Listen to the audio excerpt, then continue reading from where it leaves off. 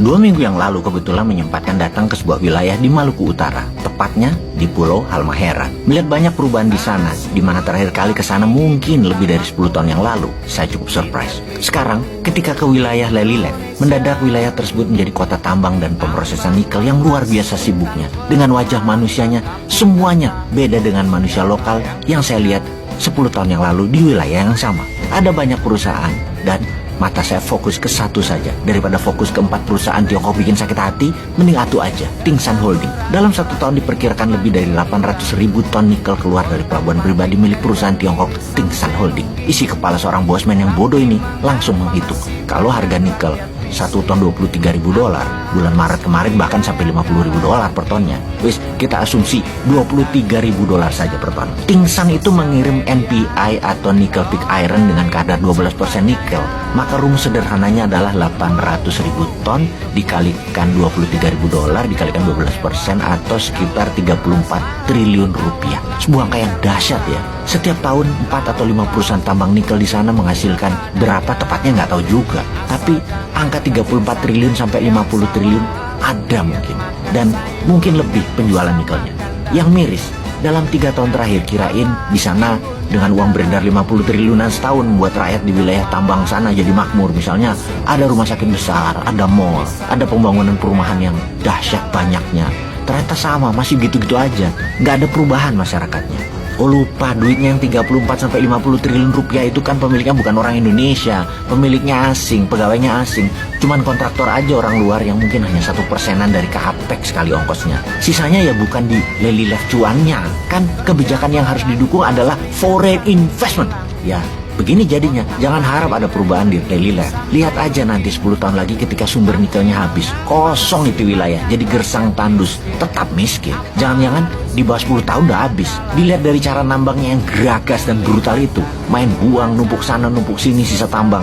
Alat berat masuk, gaspol, nggak pakai strategi tambang yang sehat, gerakannya kayak ngejar target, aji mumpung, sikat. Alat pabriknya pun rasanya bekas, sehingga nanti kalau nikelnya sudah habis ya tinggal besi tua, ya tinggalin aja. Hebat ya mereka itu, hebat sekali mereka. Terus cara memajaknya bagaimana ya? Ini negara untung apa enggak ya Indonesia ini? Jangan-jangan nggak jelas juga hasil pajaknya. Orang nggak ada pejabat penting negara kok di sana. Bahkan kontraktor mengeluarkan alat berat dari kapal Tiongkok tanpa surat, tanpa bea cukai.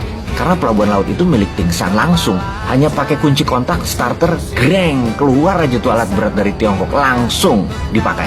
Oh lupa, ada pembangunan kok di sana. Di depan kantor Huawei di Lelylef tersebut ada landasan pesawat terbang pribadi langsung dari Tiongkok yang panjangnya rasanya bisa dituruni oleh Jumbo 747, mungkin hampir 3 km panjangnya. Ini private area loh, tapi itu asumsi gua aja, lebay, kurang lebih mungkin 2 km mah. Pesawat Bombardier atau Gulfstream mah bisa landing dan take off.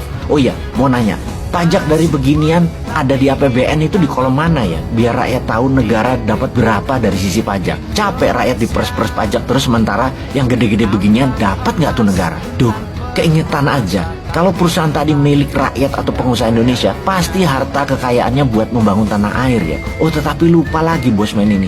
Kan didoktrin orang Indonesia tuh nggak punya duit, nggak punya modal. Jadi kalau membangun harus pakai hutang. Dan nggak bakal nambang nikel itu pengusaha Indonesia. Lah hutang kok berani, printing money kok nggak berani sih bos. Kan ada underlying proyeknya. Ya nikel pig iron itu dan tambang nikel. Bagaimana sih mikirnya? Ya print aja kasih pengusaha lokal. Kalau asing yang punya proyek duitnya, kalau dikatakan 1 tahun Indonesia menjual 300 triliun rupiah dari berbagai wilayah, bukan dari wilayah Halmahera aja, termasuk dari Sulawesi dan lain sebagainya, itu uangnya Tiongkok, bukan uangnya si Wakidi, bukan uangnya si Paijo, bukan uangnya Daeng, bukan uangnya Buyung, uangnya Tiongkok, paham ya? Karena semuanya Tiongkok. Gak bangga harusnya pejabatnya, karena selain uangnya Tiongkok yang banyak, tanah air sumber daya alamnya habis dalam 10 tahun lagi tinggal galian tambang rusa. Ada lagi yang kita bikin gerah.